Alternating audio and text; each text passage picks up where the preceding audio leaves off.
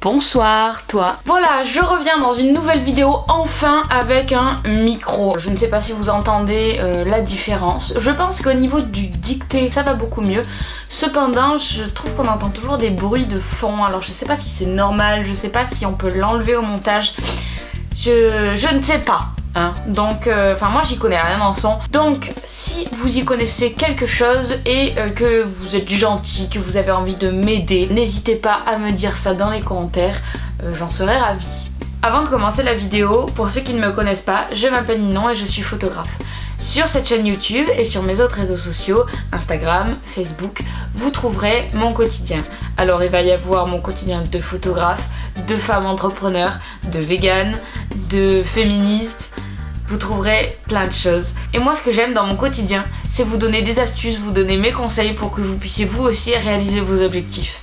Il y a quelques jours, je vous ai demandé sur Instagram ce que vous vouliez voir comme vidéo sur cette chaîne YouTube. Je vous ai proposé différents thèmes, je vous ai aussi dit que vous pouviez vous-même proposer des thèmes qui vous plaisaient. Et un des thèmes qui est le plus ressorti, c'était des conseils en photo.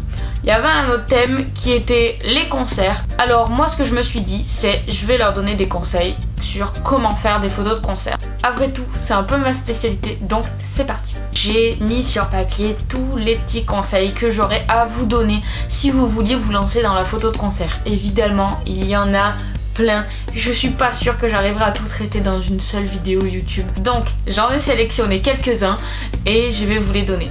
Si jamais la vidéo vous plaît et que vous voulez savoir les autres, vous pouvez me le dire en commentaire et j'entendrai une seconde. Alors, quand on photographie un concert, le problème primordial, c'est la lumière. La lumière, on ne la contrôle pas. Il n'y a pas de lumière du jour, c'est dans une salle noire. Il y a des lumières rouges, des lumières vertes, des lumières violettes, des lumières bleues. Ça fuse dans tous les sens. Il y a des projos avec des gélatines devant de couleurs. Il y a des lasers, il y a plein de choses. C'est un gros problème, mais ça peut être aussi un gros atout. Parce que finalement, ce qui fait que vous faites de belles photos de concert, c'est aussi réussir à jouer avec ces lumières. Ça peut être un réel atout sur vos photos pour créer des fonds un petit peu intéressants, des fonds qui changent de l'ordinaire. Pourquoi pas faire un peu des bokeh, des effets un peu soleil. Un artiste que vous prenez à contre-jour avec la lumière juste derrière, avec des rayons qui fusent comme ça et qui font un petit peu comme les rayons du soleil justement.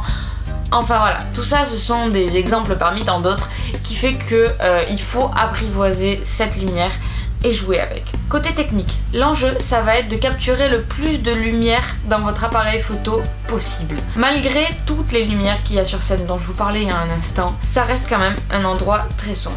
Je vais parler un petit peu technique, ceux qui s'y connaissent comprendront certainement, ceux qui n'y connaissent rien, vous pouvez toujours me demander s'il y a quelque chose que vous comprenez pas. Donc concrètement, un de mes conseils c'est d'avoir un objectif qui est capable d'ouvrir grand. Votre objectif c'est un peu comme une pupille en fait, qui peut s'ouvrir plus ou moins grand selon les situations et selon la lumière qu'il a besoin d'emmagasiner. Plus il ouvrira grand, plus il y aura de lumière qui rentrera. Plus il ouvre petit, moins il y aura de lumière qui rentrera. C'est très simple. Le petit piège par contre c'est juste dans l'appellation. Plus il est ouvert grand, plus le chiffre est petit. Plus il est ouvert petit, plus le chiffre est grand. Moi par exemple, j'ai différents objectifs que j'utilise pendant les concerts. Il y en a un qui ouvre à 1.8. Je vous mets un schéma juste là pour que vous puissiez un petit peu comprendre. J'en ai un autre qui ouvre à 2.4 et j'en ai un autre qui ouvre à 4.5. Donc si vous avez bien suivi, vous comprenez que celui qui ouvre à 4.5 ouvre bien plus petit que celui qui ouvre à 1.8. En résumé, choisir un objectif qui ouvre le plus grand possible, c'est avoir le plus de chance avec soi pour pouvoir avoir les photos les plus lumineuses possibles. Ensuite, pour jouer sur la luminosité, on peut aussi jouer sur le temps d'exposition, le temps dont l'appareil photo a besoin pour pouvoir prendre la photo. Moi personnellement, je me mets la plupart du temps à 1 centième de seconde.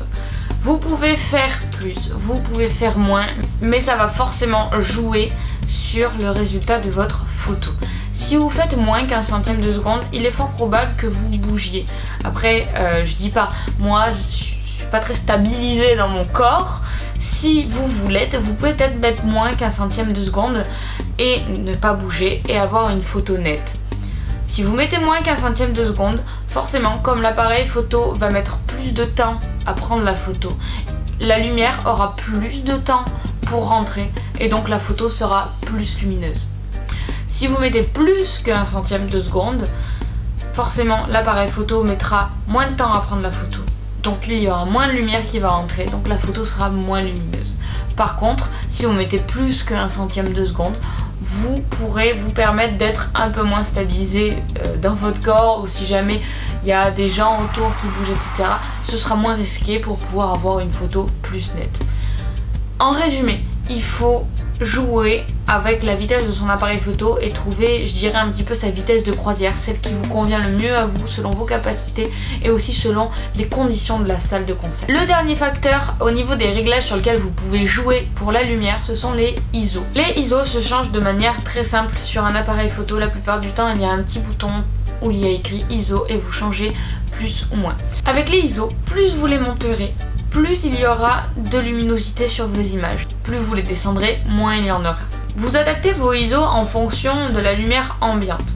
Typiquement en plein jour, dehors, vous allez être au minimum à 100 ISO et vous allez en plus de ça devoir jouer sur la vitesse d'obturation et l'ouverture pour pouvoir avoir des photos bien exposées. En concert, dans une ambiance assez sombre avec des lumières qui changent tout le temps, vous allez devoir augmenter les ISO. Aujourd'hui, avec les appareils numériques qu'on peut avoir, qui sont récents, on peut monter très très haut, jusqu'à plus de 6000 ISO. Le problème avec les ISO, c'est que c'est pas si simple. Il suffit pas de dire « Allez, je vais monter, je vais avoir une jolie photo ». Non, plus tu montes en ISO, plus tu vas avoir ce qu'on appelle du bruit. Le bruit, en photo numérique, c'est un peu équivalent au grain qu'on avait sur les photos argentiques. La différence, c'est que le grain sur les photos argentiques, ça avait un certain charme, tu vois, ça donne de l'authenticité, un peu, tu sais, c'est comme quand tu écoutes un vinyle et que tu l'entends craquer. Si tu entendrais un CD rayé, craqué, tu te dirais mais c'est de la merde la qualité. Alors que si tu écoutes un vinyle craqué, tu te dis le charme de l'authenticité. Bref, le bruit sur les photos numériques, c'est pas très beau. Mais il va falloir que vous mettiez un truc dans la tête. Le bruit sur les photos de concert, c'est normal. On va par contre essayer de l'atténuer un petit peu, on va essayer d'en avoir le moins possible. Donc moi ce que je vous conseille, c'est de monter en ISO assez pour avoir de la lumière sur vos photos, mais point trop n'en faut. Parce que même si vous allez atténuer le bruit au post-traitement, il est toujours plus simple pour vous déjà de ne pas le faire ou de le faire moins. Car déjà ça fera un gain de temps, mais ça fera aussi un gain de qualité. Parce que forcément moins vous retouchez une image, plus elle garde sa qualité d'origine. Alors là vous allez me dire ok Ninon, t'es bien mignonne, mais avec tout ça je ne sais toujours pas à combien de ISO me mettre. Ça dépend vraiment du moment, ça dépend vraiment de la lumière que vous allez avoir. Et la lumière dépendra de la salle de concert, si c'est une petite salle de concert, si c'est un café-théâtre, si c'est un grand festival, si c'est en plein jour, si c'est en pleine nuit. Et ça dépendra également de votre appareil photo, parce que tous les appareils photo ne se valent pas en ISO.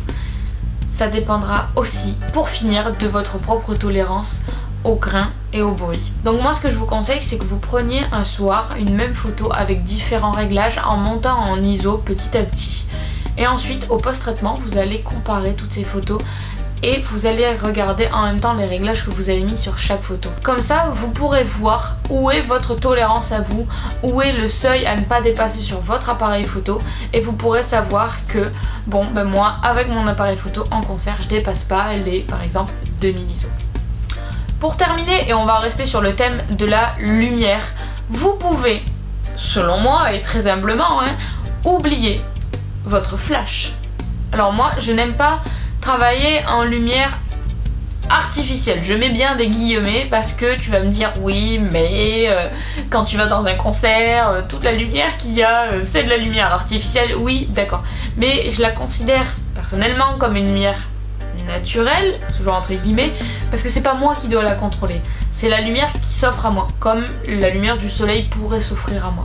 J'ai beaucoup plus de facilité à gérer la lumière qui s'offre à moi que de gérer une lumière qui vient de moi. Ensuite, de toute manière, la plupart des artistes refuseront que vous preniez des photos avec un flash, ce qui est totalement normal. Imaginez-vous sur une scène, devant des gens, à devoir jouer de la musique, à devoir chanter et devoir faire votre métier tout simplement. Vous n'apprécieriez certainement pas d'avoir un mec qui vous flash dans la tronche à toutes les 2 secondes. Et enfin, de toute manière, si vous utilisez le flash, ça va certainement avoir tendance à annuler toutes les lumières qu'il peut y avoir dans le fond dont je vous parlais au début de cette vidéo et qui sont très intéressantes graphiquement parlant. Voilà, on a fait le tour des petits conseils que je pouvais vous donner pour les photos de concert, plus précisément au sujet de la lumière. Si vous avez des questions, n'hésitez pas à les poser en commentaire, je serai ravie d'y répondre. Et si vous voulez une suite à cette vidéo pour savoir mes autres conseils pour les photos de concert, vous pouvez également me le dire et je la sortirai dès que je peux. En attendant, vous trouverez aussi dans la barre d'infos un petit sondage qui vous demande ce que vous voulez voir comme sujet sur cette chaîne YouTube. Je serais ravie si vous pouviez y répondre, ça m'aiderait beaucoup. Vous pouvez également liker, vous abonner, activer la cloche, commenter, etc. Ça me ferait évidemment très plaisir. Et je vous dis à bientôt. Ciao!